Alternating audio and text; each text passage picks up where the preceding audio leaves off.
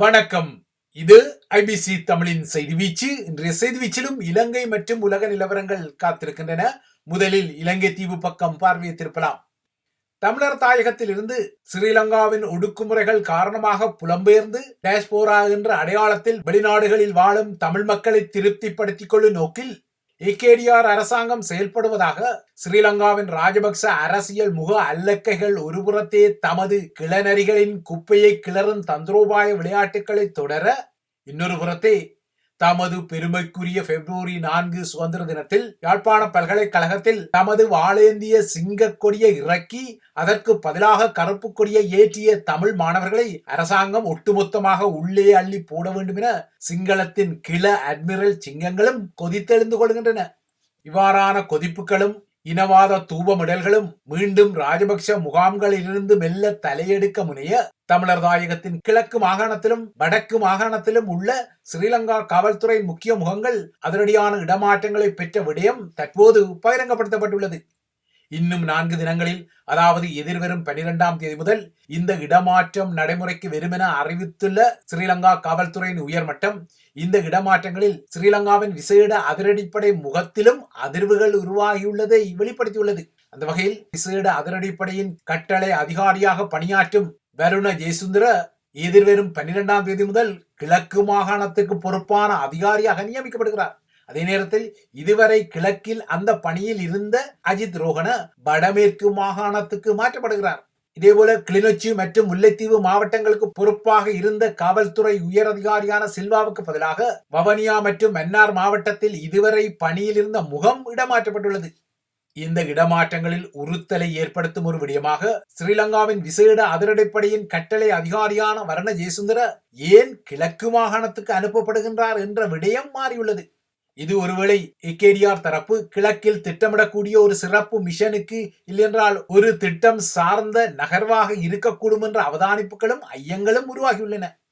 இவ்வாறாக எல்லாம் சில நகர்வுகள் இடம்பெற்றாலும் தமது தாயக பகுதியை மையப்படுத்தி உள்ளூரில் அல்லது உலகின் சமகால அசைவேகத்தில் என்ன நடந்து கொள்கின்றது என்பதை அறியும் கரிசனையின் தீவிரம் தமிழர் தாயகத்தில் அதிகமானவர்களுக்கு இருப்பதில்லை. இந்த கணிசமானவர்களின் ஒரு பகுதி தமிழர்களின் வரலாற்றை ஊறுகாய் போல தொட்டுக்கொள்ளும் அரைவேக்காட்டு தனங்களுக்குள் தமது தலைகளை புதைத்துக் கொண்டுள்ள அவலமும் நீட்சியுறுகிறது. மட்டரகமான தந்திரங்களால் மகத்தான காரியங்களுக்குரிய இலக்குகளை வீழ்த்திவிட முடியாதென்ற தத்துவார்த்தம் ஒன்று இருந்தாலும் தமிழர்களின் அரசியல் முற்றத்தில் புதிய அரசியல் ஹீரோக்களாக மாற அல்லது கதாநாயக பிம்பங்களாக தொடர தங்களுக்கு பேஸ்புக் எனப்படும் முகநூல் தளமே போதுமென்ற மெல்லினத்தனமான கோலோச்சல்களும் தொடர்கின்றன. ஆனால் எந்த ஒரு இனத்தின் வரலாற்று தடத்தையும் அது எதிர்கொள்ளும் நிகழ்காலம்தான் தீர்மானித்துக் கொள்ளும் என்ற யதார்த்தம் தமிழர் தாயக பரப்புக்கும் உரியது. ஆகையால் சமகால போலிகளால் ஏமாற்றப்படுவதை முறியடித்துக் கொள்ளும் ஒரு கடினமான பொறுப்பு தமிழர்களின் அரசியல் தளம் சார்ந்தும் இருக்கின்றது. ஆயினும் தற்போதைய நிலையில் கசப்பான விடயங்களாக அரைவேக்காட்டு தனமான நகர்வுகள்தான் ட்ரெண்ட் எனப்படும் முன்னிலை போலி தளம் ஒன்றில் நிற்க தலைப்படுவதும் கசப்பான ஒரு யதார்த்தமாகவே தெரிகிறது. ஏற்கனவே குறிப்பிட்டது போல நிகழ்காலம்தான் எதிர்காலத்தை தீர்மானிக்கும் என்பது இலங்கையில் வாழும் ஈழத்தமிழினத்துக்கு மட்டுமல்ல தென்னிலங்கைக்கும் பொதுவானது.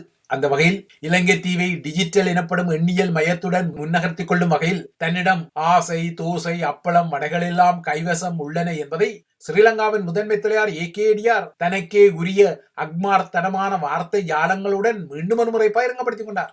அவ்வாறாக அவர் பகிரங்கப்படுத்திய பின்னர்தான் தமிழர் தாயகத்தை மையப்படுத்தி காக்கிகளின் அதிரடியான சில இடமாற்றங்கள் முளைத்துள்ளன. உள்ளது உள்ளபடியே ஏகேடிஆர் கூறுவது போல இலங்கையை எண்ணியல் மயத்தில் நகர்த்திக் கொள்வதற்கான வேலை திட்டங்களின் அடிப்படையில் 3 பிரதான எண்ணியல் திட்டங்கள் ஏகேடிஆர் முன்னிலையில் நேற்று ஆரம்பிக்கப்பட்டன. அந்த வகையில் இலங்கை மகாஜனங்கள் இனிமேல் அரசாங்கத்திடமிருந்து பெறும் சலுகைகளை இல்லையென்றால் அரசாங்கத்துக்கு செலுத்த வேண்டிய கட்டணங்கள் மற்றும் வரிகளை நேற்று முதல் உருவாக்கப்பட்ட எண்ணியல் கொடுப்பனவு தளத்தில் கொடுக்கல் வாங்கலாக செய்து கொள்ளலாம். அதேபோல ஸ்ரீலங்கா அரசு தலைவர் நிதியத்தின் சேவைகளும் தற்போது பிரதேச செயலக மட்டங்களின் எண்ணியல் தளத்துக்கு நகர்த்தப்பட்டுள்ளது. அதேபோல வெளிநாடுகளில் செயற்படும் ஸ்ரீலங்கா தூதரகங்களில் இருந்து இனிமேல் பிறப்பு, இறப்பு, திருமண சான்றிதழ்களை எண்ணியல் தளத்தில் பெற்றுக் கொள்ளலாம் என்பதும் ஏகேடிஆரால் அறிவிக்கப்பட்டுள்ளது. இந்த நிகழ்வில் உரையாற்றிய ஏகேடிஆர் தற்போது வீழ்ந்து கிடக்கும் இலங்கை தீவை புதிய நிலைக்கு உயர்த்தும் வழிகளில் டிஜிட்டல் வழிக்கும் முக்கியமான ஒரு தடம் உண்டு என சொல்லிக் கொண்டார். உள்ளது உள்ளபடி சொல்ல போனால் உலக மயமாக்கல் போலவே உலகில் டிஜிட்டல் மயமாக்கலும் வீரியப்படுவதால் இக்கேடிஆரின் கருத்து இலங்கைக்கும் சரியாக புரிந்து கொள்ளக்கூடும், இலங்கை தீவுக்கும் சரியாக புரிந்து கொள்ளக்கூடும். இவ்வாறாக ஏகேடிஆர் தனது பிரசன்னத்துடன் எண்ணியல் திட்டங்களை ஆரம்பித்த அதே நாளில் இலங்கை தீவின் ஏற்றுமதியாளர்களை மையப்படுத்தி ஏற்பாடு செய்யப்பட்ட இன்னொரு முக்கிய நிகழ்ச்சியிலும் வாயவிட்டுக் கொண்டார்.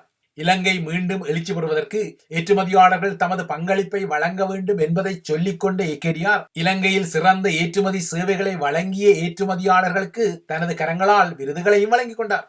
அதன் பின்னர் இலங்கையில் விடப்படும் ஒரு சிறிய தவறு கூட அதன் பொருளாதாரத்துக்கு ஆபத்தான அடியை வழங்கிக் கொள்ளும் என்பதால் தான் பொருளாதாரம் தொடர்பான முடிவுகளை நாட்டுக்காக எடுக்கும் போது மிகுந்த கவனத்துடனும் எச்சரிக்கையுடனும் அதனை நகர்த்துவதாகவும் கூறிக்கொண்டார்.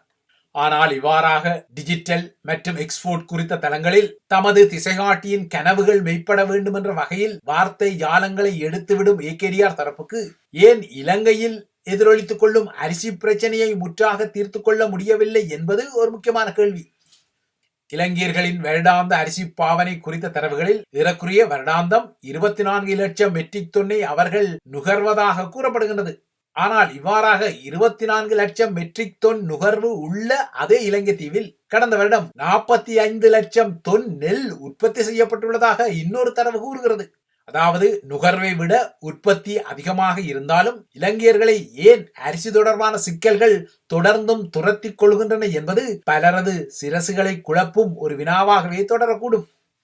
இந்த நிலையில்தான் இந்த தளத்தில் இயங்கிக் கொள்ளும் மாபியா குறித்த கதைகள் வெளிவருகின்றன.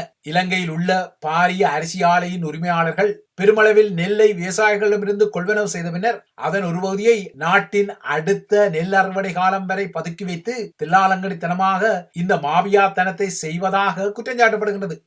அதாவது தாம் பதுக்கி வைக்கும் அந்த அரிசி கையிருப்பை அடுத்த அறுவடை காலத்தில் வெளியே குறைந்த விலைக்கு எடுத்துவிட்டு அரிசியின் குறைந்த விலை சந்தையை காரணம் காட்டி நெல் உற்பத்தியாளர்களிடமிருந்து குறைந்த விலைக்கு நெல்லை கொள்வனவு செய்யும் தந்திரோபாயங்களை அவர்கள் நகர்த்தி கொள்வதாகவும் இந்த தந்திரோபாயங்கள் தான் ஒவ்வொரு முறையும் சுழற்சியாக இடம்பெறுவதான புதிய தரவுகள் வந்துள்ளன.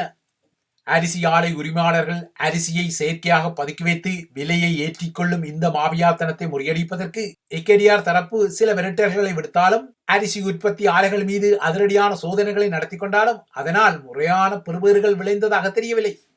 இதன் பின்னர் தான் ஏகேடிஆர் தரப்பு இலங்கையில் நீண்ட காலமாக கைவிடப்பட்டிருந்த 200க்கும் மேற்பட்ட நெல் களஞ்சியங்களை இராணுவத்தால் சுத்தப்படுத்தி கொண்டது.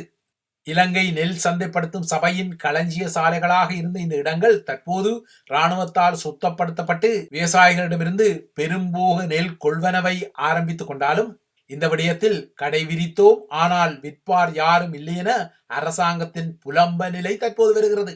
ஏகேடிஆர் அரசாங்கத்தால் அறிவிக்கப்பட்ட அதிகபட்ச நெல் விலையில் கொள்முதல் இடம்பெற்றாலும் நெல்லை உற்பத்தி செய்யும் விவசாயிகளோ தங்கள் அறுவடையை அரசாங்கத்திற்கு விற்க தயங்குவதான விவரம் தற்போது வெளியாகியுள்ளது.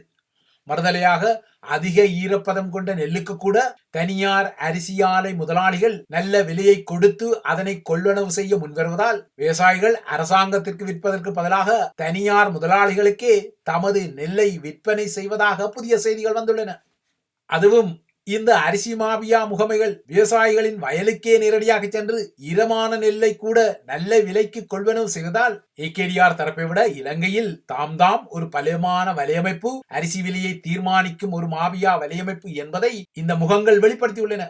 விவசாயிகளை பொறுத்தவரை அரச களஞ்சியங்களுக்கு தங்களது நெல் விளைச்சலை தமது செலவில் ஏற்றிச் சென்று அரசாங்கத்தின் உத்தரவாத விலைக்கு விற்றுக் கொள்வதை விட தமது வயல்களை நாடி தேடி வெறும் அரிசி மாபியா முகமைகளுக்கே அவர்கள் ஈரமான நெல்லுக்கே நல்ல விலையை கொடுக்கும் போது ஏன் அரசாங்கத்தின் நெல்லை கொள்வனவு செய்யும் களஞ்சியங்களை தாம் நாடி செல்ல வேண்டும் என்ற தர்க்கத்தை முன்வைத்து காரியம் பார்த்துக் கொள்கிறார்கள். ஆனால் இந்த விடயத்தில் சர்க்கரை தின்பவன் ஒருவன் விரல் சூப்பிக் கொள்பவன் இன்னொருவன் என்ற வகையில் மக்களின் வரிப்பணத்தில் அரசாங்கம் விவசாயிகளுக்கு நீரை வழங்கும் நீர்ப்பாசன திட்டங்களை பராமரித்துக் கொள்கிறது. அதேபோல மானிய விலையில் விவசாயிகளுக்கு உரத்தையும் வழங்கிக் கொள்கிறது. இதற்கும் அப்பால் பருவநிலை பாதிப்பால் ஒருவேளை விவசாயிகளின் விளைச்சல் பாதிக்கப்பட்டால் அதற்கும் இழப்பீடு வழங்கிக் கொள்கிறது. இதற்கும் அப்பால் குறைந்த வட்டி வீதத்தில் விவசாய கடனையும் வழங்கிக் கொள்கிறது. ஆனால் இவ்வாறாக விவசாயிகளுக்கு எல்லாவற்றையும் செய்து கொண்டாலும் விவசாயிகளோ லாபம் என வரும்போது தனியார் அரிசி ஆலை மாபியாக்களிடம் சிக்கி அரசாங்கத்தை வஞ்சிப்பதான கவலைகள் தற்போது ஏகேடிஆர் தரப்பிலும் இருந்து எழும்பியுள்ளது. இவ்வாறான நிலையில் அதிகாரம்தான் ஊழலை ஏற்படுத்திக் கொள்கின்றது என்பதை சிஸ்டம் சேஞ்ச் தரப்பு ஆட்சியாளர்களும் தற்போது உணர தலைப்படுகிறார்கள். ஆயினும் ஆட்சிக்கு வந்த பின்னர் தாம் எவ்வாறு நடந்து கொள்கின்றோம் என்பதை மக்களுக்கு நம்பிக்கை தரக்கூடிய வகையில் நிரூபிக்க தலைப்படுவதற்கு பதிலாக 76 வருடகாலமாக இலங்கையை ஆட்சி செய்த தரப்புகள் செய்தது என்ன என பல்லவிகளை மட்டும் எழுப்பிக் கொள்வதால் மட்டும் மக்களுக்கு உருப்படியாக ஆகப்போவது ஒன்றுமில்லை என்பதுதான் இன்னொரு கசப்பான யதார்த்தமாக எஞ்சியுள்ளது. இவை இலங்கையை மையப்படுத்திய விடயங்கள். அடுத்து இந்திய நிலவரங்களை நோக்கிக் கொண்டால் தமிழகத்தின் ஈரோடு கிழக்கு தொகுதி மீண்டும் திமுக வசம் செல்வதற்குரிய அறிகுறி முழுமையான வாக்கு எண்ணிக்கை முடிவுகள் வெளியாக முன்னரே தெரிகின்றன. அந்த வகையில் இன்று வாக்கு எண்ணிக்கை இடம்பெற்ற போது 2ஆம் சுற்று வாக்கு எண்ணிக்கையின் முடிவில் திமுக வேட்பாளர் சந்திரகுமார் 13,000க்கும் மேற்பட்ட வாக்குகளை அதிகமாக பெற்று முன்னிலை வகிக்க, நாம் தமிழர் கட்சியின் வேட்பாளர் சீதாலட்சுமி 2728 வாக்குகளை மட்டுமே பெற்றுள்ளார்.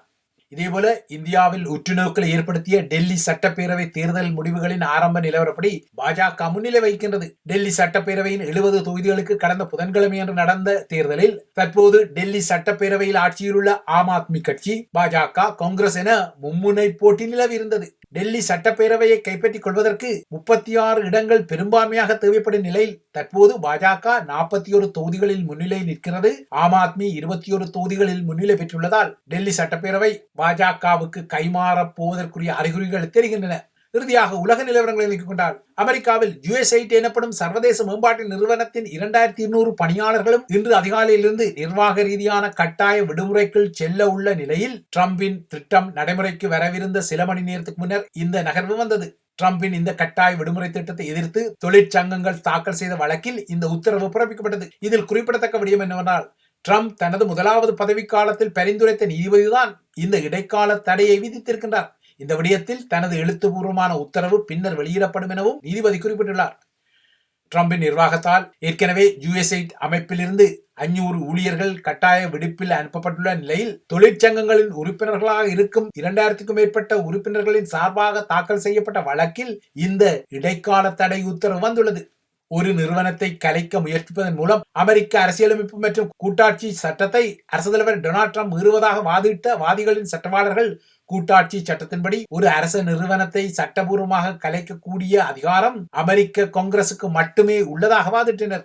ஆனால் டிரம்பின் சார்பான சட்டவாளரோ USAID அமைப்பில் ஊழல் மற்றும் மோசடிகள் நிலவிக் கொள்வதால் டிரம்ப் அந்த நிறுவனத்தை முடக்கும் முடிவை எடுத்ததாக வாதிட்டார். இந்த நிலையில் டிரம்பின் நகர்வை கண்டித்த USAID முன்னாள் தலைவர் சமந்தா பவர் அமெரிக்காவின் வரலாற்றில் மிக மோசமான வெளியுறவு கொள்கை தவறுகளில் ஒன்றாக USAID அமைப்பின் முடக்கம் வருவதாக சாடியுள்ளார்.